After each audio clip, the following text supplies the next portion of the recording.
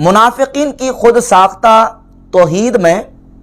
نبی پاک صلی اللہ علیہ وآلہ وسلم کی ذات اقدس کو حضور کی محبت اللہ کی محبت قرار دینا اور حضور کی اطاعت کو اللہ رب العزت کی اطاعت قرار دینا، یہ منافقین کی خود ساختہ توحید میں شرک ہے۔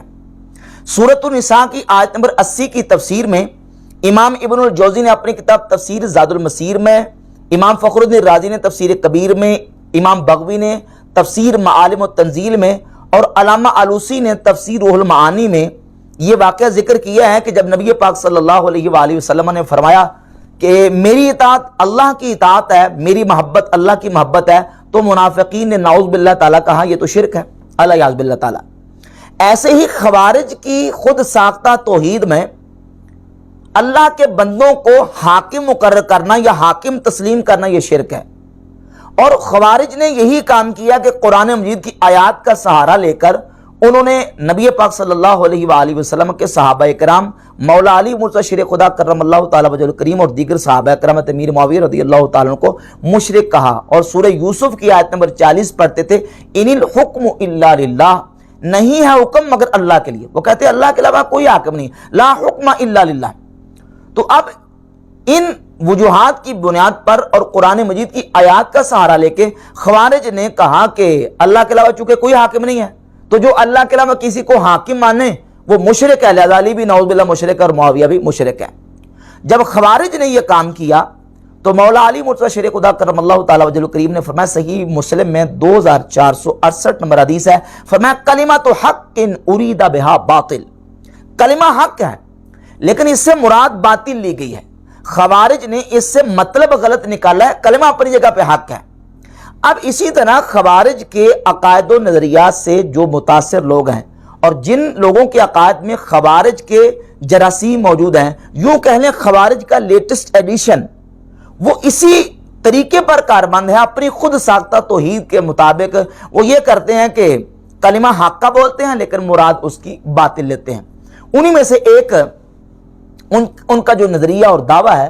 حدیث پڑھتے ہیں جامع ترمذی سے 2969 اور 3247 نمبر کہ الدعاء هو العبادہ، دعا وہ عبادت ہے۔ تو کہتے ہیں دعا چونکہ عبادت ہے اور دعا کا معنی پکارنا، تو پکار عبادت ہے، اللہ کے علاوہ کسی کو پکارنا عبادت ہے اور عبادت اللہ کے علاوہ کسی کی شرک ہے، لہذا جو اللہ کے علاوہ ولیوں کو نبیوں کو پکارتے ہیں یہ مشرک ہے نعوذ باللہ تعالیٰ۔ تو ہم کہیں گے کلمۃ حق ارید بہا باطل، کلمہ حق ہے لیکن اس کی مراد باطل ہے۔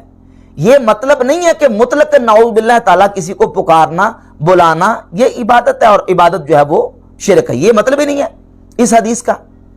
اب اگر الدعاء هو العبادہ کا یہ مطلب لیا جائے کہ مطلقاً پکارنا اور بلانا یہ عبادت ہے اور وہ شرک ہے، تو قرآن مجید کی دیگر آیات طیبات مثلاً سورۃ النور کی آیت نمبر 63 کو دیکھیں، اللہ رب العزت نے ارشاد فرمایا لا تجعلوا دعاء الرسول بینکم کدعاء بعضکم بعضا، کہ تم اپنے درمیان رسول کو پکارنا اس طرح نہ بنا لو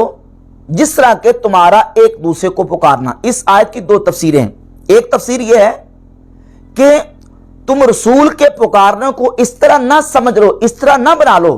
جس طرح تمہارا آپس میں ایک دوسرے کو پکارنا، یعنی تم ایک دوسرے کو پکارتے ہو تو جب تمہیں ایک کوئی دوسرا بندہ پکارتا ہے بلاتا ہے تو دل کرے بات سن لی، دل کرے بات نہ سنی۔ فرمایا کہ رسول کے پکارنے کو اس طرح نہ بنا لو، بلکہ رسول جب تمہیں پکاریں تو فوراً تم رسول کی جو بلانے پر پکارنے پر لبیک کہتے ہوئے حاضر ہو جاؤ۔ ایک تفسیر یہ ہے، اور دوسری تفسیر یہ ہے کہ تم رسول کو اس طرح نہ پکارو جس طرح کہ ایک دوسرے کو پکارتے ہو، بلکہ القابات کے ساتھ تم نے رسول صلی اللہ علیہ وآلہ وسلم کو پکارنا ہے۔ تو اب دونوں تفاسیر کے مطابق، ایک تفسیر کے مطابق دعا کی نسبت ہو رہی ہے مومنین کی طرف، اور دوسری تفسیر کے مطابق دعا کی نسبت رسول کی طرف۔ دعا یعنی دعا رسول کا پکارنا، اور دعا رسول کو پکارنا، یعنی رسول کو مومنین پکاریں یا رسول مومنین کو پکاریں، دونوں صورتوں میں دعا کی نسبت یا مومنین کی طرف ہے یا رسول صلی اللہ علیہ وآلہ وسلم کی طرف ہے، تو پکارنا دونوں طرف سے پایا جائے گا۔ اب یہاں دعا کا لفظ بھی مذکور ہے، اور دعا کا لفظ اس آیت میں بالکل واضح طور پر لفظ دعا کلمہ دعا موجود ہے، اور دعا جو ہے یہ مصدر ہے، یہ یاد رکھیں۔ دعا ہی سے آگے سارے سیغے بنتے ہیں، ماضی کا، مضارع کا، امر کا، نہی کا، اسم فاعل کا، اور اس کی ماضی دعا ہے اور مضارع اس کا یدعو۔ دعا یدعو دعان، دعا یدعو دعان و دعوتن فهو داعن و دعی یدعا دعاء فذاک مدعو، اسی سے ادعو، اسی سے لا تدعو، تو دعا یدعو ادعو لا تدعو، یہ سارے کے سارے جو سیغے ہیں وہ اصل دعا سے بنتے ہیں، یعنی دعا کا معنی ہے پکارنا، بلانا، ندا دینا، کسی کو آواز دینا۔ تو اب اگر مطلقاً پکارنا، بلانا، ندا دینا نعوذ باللہ شرک قرار دیا جائے، تو پھر قرآن کی سورۃ النور کی آیت نمبر 63 میں جہاں مومنین رسول کو پکاریں یا رسول مومنین کو پکاریں، اس کا کیا کریں گے؟ اسی طرح ایک اور آیت سورہ آل عمران کی آیت نمبر 153 ہے، اللہ رب العزت فرماتا ہے والرسول یدعوکم فی اخراکم، اسی دعا سے، دعا یدعو دعان و دعوتن سے، یعنی یدعو والرسول یدعوکم فی اخراکم، اور رسول تمہیں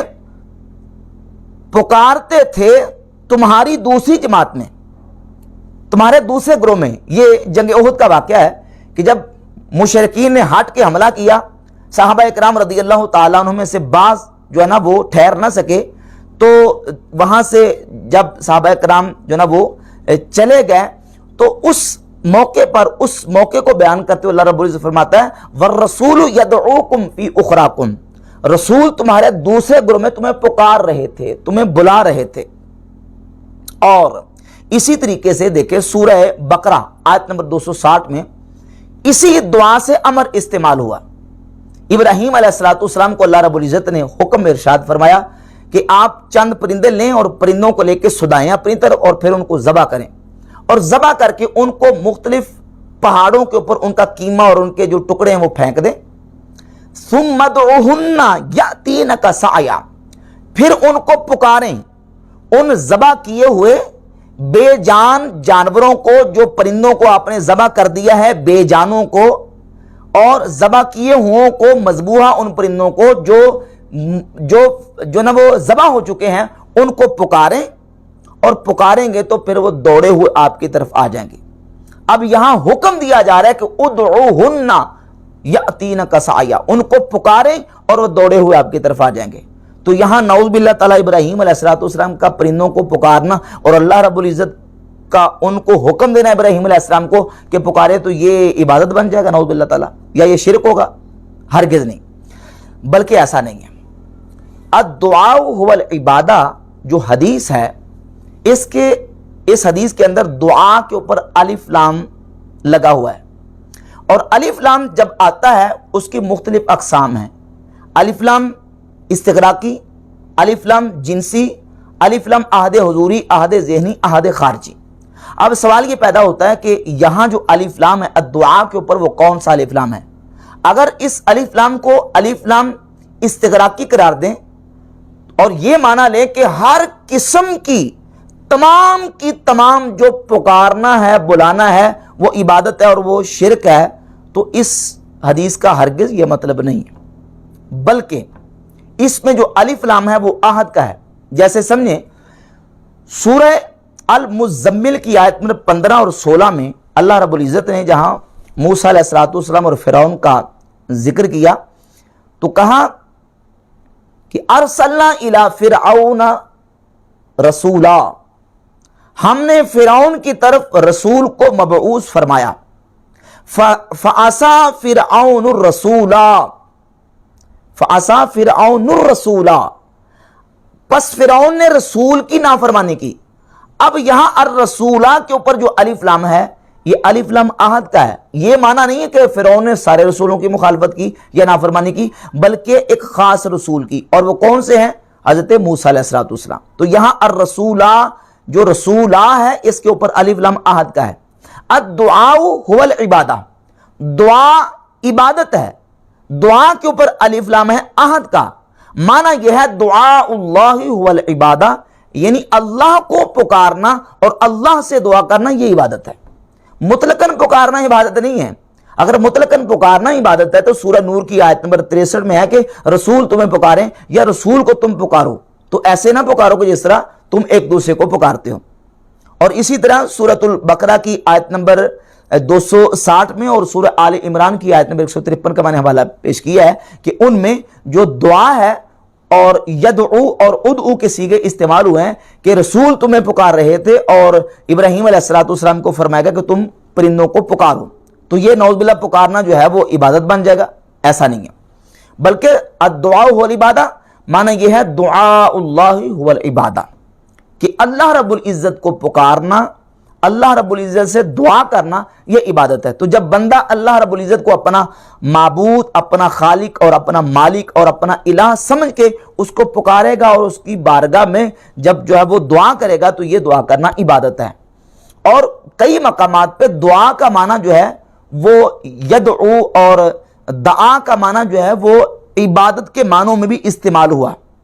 کئی مقامات پہ جس طرح کی یہ جو خوارج ہیں وہ آیات لے کے آتے ہیں جس میں ہے کہ لا تدعو،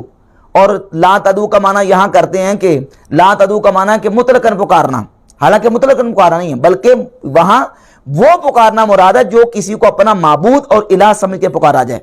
اور اس کا مفسرین نے ترجمہ کیا ہے تدعون اے تعبدون۔ مثلا تفسیر طبری، امام ابو جعفر محمد بن جریر طبری کی تفسیر طبری اٹھا کر دیکھ لیں، اس میں سورہ فاطر کی آیت نمبر 40 کے اندر جو تدعون کا کلمہ استعمال ہوا تو وہ تفسیر کرتے تدعون اے تعبدون، یعنی وہ جن کو تم پکارتے ہو، یعنی جن کی تم عبادت کرتے ہو۔ تو تدعون کا معنی کیا ہے؟ تعبدون، یعنی عبادت کرنا۔ اور باقی رہ گئی بات پکارنے کی، تو مطلقاً پکارنا عبادت نہیں۔ سیدنا فاروق اعظم رضی اللہ تعالیٰ کی ذات اقدس مدینہ شریف میں موجود ہیں، اور مقام نہامند پر لڑنے والا ان کا لشکر جو کفار کے مقابلے میں آیا اور کفار حملہ کرنے ہی والے تھے کہ حضرت عمر فاروق رضی اللہ تعالیٰ عنہ نے اپنے لشکر کے سپہ سالار ساریہ کو آپ نے بلایا اور پکارا دور سے، مدینہ شریف میں رہتے ہوئے خطبے کے دوران عراق میں لڑنے والے لشکر کے سپہ سالار کو کہا یا ساریہ الجبل، اے ساریہ پہاڑ کی طرف، پہاڑ کی اوٹ لو، پہاڑ کی طرف ہو جاؤ۔ تو حضرت عمر نے پکارا اور بلایا اور ندا دی۔ اگر ندا دینا پکارنا دور سے شرک ہے نعوذ باللہ تعالیٰ، تو حضرت عمر نے کیا کیا؟ اور یہ روایت بھی بالکل جو ہے نا وہ صحیح ہے اور کم از کم درجہ حسن کی روایت ہے، اور اس روایت کو بڑے بڑے آئمہ محدثین نے جو ہے وہ حسن کرا دیا ہے۔ مثلا یہ روایت امام بہقی نے اپنی کتاب دلائل النبوہ میں، اور اس کے علاوہ امام بہقی نے اپنی کتاب الاعتقاد میں، اور علامہ ہبت اللہ اللالکائی نے شرح اصول اعتقاد اہل سنہ میں اس روایت کو بیان کیا۔ امام ابن حجر اسقلانی نے الاصابہ فی تمییز صحابہ کی جلد 1 صفحہ نمبر 675 پہ اس کو ذکر کر کے اس کو حسن لکھا۔ حافظ ابن کثیر نے البدایہ و نہایہ جلد 7 صفحہ 147 پر اس حدیث کو لے کے کہا کہ حسن جید۔ غیر مقلدین کے عالم ناصر الدین البانی نے اپنی کتاب السلسلۃ احادیث صحیحہ جلد 3 صفحہ 101 پر اس کو حسن قرار دیا۔ اور اس کے علاوہ امام جلال الدین اسیوطی رحمۃ اللہ علیہ نے الدرر المنتصرہ فی الاحادیث المشتہرہ، جو مشہور احادیث ہیں، اپنی اس کتاب کے صفحہ نمبر 425 پر اس کو مشہور احادیث میں ذکر کیا۔ ابن تیمیہ نے اپنے فتاوی ابن تیمیہ میں حضرت عمر رضی اللہ تعالیٰ کے کشف کی دلیل کے طور پر اس روایت کو ذکر کیا۔ اور ابن قیم الجوزیہ انہوں نے اپنی کتاب مدارج السالکین میں حضرت عمر کے کشف کے طور پر اس دلیل کو بطور دلیل کا ذکر کیا۔ جہاں تک رہ گئی بات اس روایت کے اوپر جو اعتراض اور اشکال کی، جس طرح کے انجینئر محمد علی مرزا نے اپنے باب زبیر علی زئی کی اتباع میں اور اندھی تقلید میں کہا کہ یہ روایت جعلی ہے، ضعیف ہے، حالانکہ یہ روایت جو ہے بالکل کم از کم درجہ حسن کی ہے۔ اور وہ اعتراض اور اشکال کیا ہے؟ وہ اشکال یہ کہ اس روایت میں محمد بن عجلان راوی مدلس ہے اور وہ ان کے ساتھ روایت کر رہے ہیں، لہذا یہ روایت صحیح نہیں ہے، ضعیف ہے۔ حالانکہ یہی محمد بن عجلان، آپ امام بہقی کی الاعتقاد اٹھا لیں، امام بہقی کی دلائل النبوہ اٹھا لیں، علامہ ہبت اللہ اللالکائی کی کتاب شرح اصول اعتقاد اہل سنہ اٹھا لیں، تینوں کتابوں میں محمد بن عجلان نے باقاعدہ سے ایاس بن معاویہ بن قرہ سے سماع کی تصریح کی ہوئی ہے کہ وہ کہتے ہیں مجھے حدیث بیان کی ایاس بن معاویہ بن قرہ نے، لہذا محمد بن عجلان کی ایاس بن معاویہ بن قرہ سے سما کی تصریح باقاعدہ موجود ہے اور یہ روایت بالکل صحیح ہے، کم از کم درجہ حسن کی ہے اور ائمہ محدثین نے اس کو صحیح مانا ہے۔ اور حضرت عمر فاروق رضی اللہ تعالیٰ کا کشف بھی اسے ثابت ہوتا ہے اور آپ کا دور سے ندا دینا اور پکارنا بھی ثابت ہوتا ہے۔ اس کے علاوہ بے شمار دلائل موجود ہیں جس میں صحابہ اکرام سے لے کر اولیاء اللہ، تابعین، تبع تابعین اور بڑے بڑے امت کے جو اسلاف ہیں ان کا دور سے اللہ کے بندوں کو پکارنا اور ندا دینا ثابت ہے۔ تو نعوذ باللہ کیا اس سب کو شرک کرا دیا جائے گا؟